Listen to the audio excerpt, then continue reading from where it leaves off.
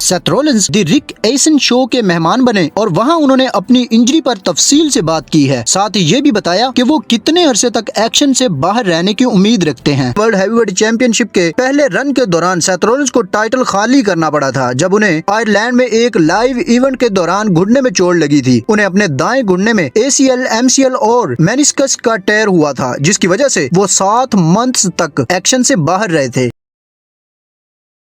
जैसा कि आप सब लोग जानते हैं कि सेथ रॉलिंस को सैटरडे नाइट्स मेन इवेंट में LA नाइट के खिलाफ अपने मैच के दौरान घुटने की चोट लगी और जब फैंस को उम्मीद थी कि ये सिर्फ एक वर्क रेसलिंग की कहानी है, यानी ये रेसलिंग में आम तौर पर छोटा मोटा तो होता ही रहता है, तो मालूम हुआ कि रॉलिंस वाकई जख्मी हो गए थे। तब से उनकी इंजरी की शिद्दत, उनकी मौजूदा हालत और रिंग में उनकी वापसी के बारे में बहुत सारी बातें होने लगी। लेकिन अब मनी इन द बैंक के मौजूदा होल्डर सेथ रॉलिंस ने खुद अपनी इंजरी पर एक बड़ा अपडेट दिया है। उन्होंने न सिर्फ अपनी चोट की तफसीलात बताई हैं बल्कि अपनी वापसी का भी एक टाइम फ्रेम शेयर किया है। ये खबर WWE और उनके फैंस के लिए कितनी अच्छी या बुरी है? क्या वो समर स्लैम से पहले वापस आ सकेंगे? आज की इस वीडियो में हम उन तमाम सनसनीखेज तफसीलात से पर्दा उठाएंगे, तो बने रहिए हमारे इस चैनल सुल्तान ऑफ रेसल के साथ और वीडियो को लाइक एंड शेयर करें। तो जनाब साहब, सेथ रॉलिंस को सैटरडे नाइट्स मेन इवेंट में LA नाइट के खिलाफ मैच के दौरान घुटने की चोट का सामना करना पड़ा। शुरू में फैंस ने सोचा कि ये सिर्फ एक कहानी का हिस्सा है, लेकिन बाद में ये तस्दीक हुआ, ये कंफर्म हुआ कि सेथ रॉलिंस को हकीकत में चोट लगी है। इस इंजरी के बाद वो WWE एवोल्यूशन में कोचेस पर बैक स्टेज पर नजर आए और बाद में ये भी बताया गया कि इंजरी की शिद्दत जानने के लिए उन्हें MRI करवाना पड़ेगा। ये खबर WWE और रॉलिंस के लिए एक ऐसे वक्त में आई है जब वो और उनका फैक्शन, जिसमें ब्रॉन ब्रेकर और ब्रॉन्सन रीड शामिल हैं, राह पर मजबूती से बुक किए जा रहे थे और ये ग्रुप कई बड़ी कहानियों के लिए तैयार नजर आ रहा था। तो जनाब साहब, सेथ रॉलिंस का बड़ा अपडेट, उन्होंने कहा कि बिजनेस आगे बढ़ेगा, हमारा काम आगे बढ़ेगा, लेकिन उसी के साथ ही मैं जल्द वापस भी आऊंगा। Seth Rollins the Rick essence show के मेहमान बने और वहां उन्होंने अपनी इंजरी पर तफसील से बात की है। साथ ही ये भी बताया कि वो कितने अरसे तक एक्शन से बाहर रहने की उम्मीद रखते हैं। तो जनाब साहब, जैसा कि सेथ रॉलिंस ने कहा कि वो जल्द ही रिंग में वापस आ सकेंगे और उससे पहले हमारी टीम जो है वो अपना काम करती रहेगी। हालांकि उन्होंने कोई मखसूस तारीख, कोई कंफर्म तारीख नहीं दी, लेकिन उनके अल्फाज से ये अंदाजा होता है कि वो जल्द से जल्द वापसी के लिए पुरजोश हैं और ये उनके फैंस के लिए एक अच्छी खबर है जो उन्हें दोबारा रिंग में देखने के लिए बेताब हैं। तो जनाब साहब, अगर सेथ रॉलिंस की चोट्स के बारे में बात करें तो ये चोट सेथ रॉलिंस को और WWE के लिए एक खराब वक्त पर आई है और ये पहली बार नहीं कि सेथ रॉलिंस को घुटने की चोट लगी हो। अपने WWE वर्ल्ड हैवीवेट चैंपियनशिप के पहले रन के दौरान सेथ रॉलिंस को टाइटल खाली करना पड़ा था जब उन्हें आयरलैंड में एक लाइव इवेंट के दौरान घुटने में चोट लगी थी। उन्हें अपने दाएं घुटने में ACL, MCL और मेनिस्कस का टेयर हुआ था, जिसकी वजह से वो 7 मंथ्स तक एक्शन से बाहर रहे थे। इसके बाद 2016 में उन्हें उसी घुटने में MCL का टेयर हुआ, लेकिन उस बार ज्यादा वक्त रिंग से दूर नहीं रहना पड़ा। 2024 में रेसलमेनिया XL की तैयारियों के दौरान जनवरी में उन्हें अपने बाएं घुटने में मेनिस्कस का टेयर हुआ। इस चोट के बावजूद उन्होंने PLE के दोनों रातों में मुकाबला किया और उसके बाद अगले 2 माह तक साइड लाइन रहे थे। और इसके अलावा सेथ रॉलिंस को सालों से कमर के नीचे वाले हिस्से का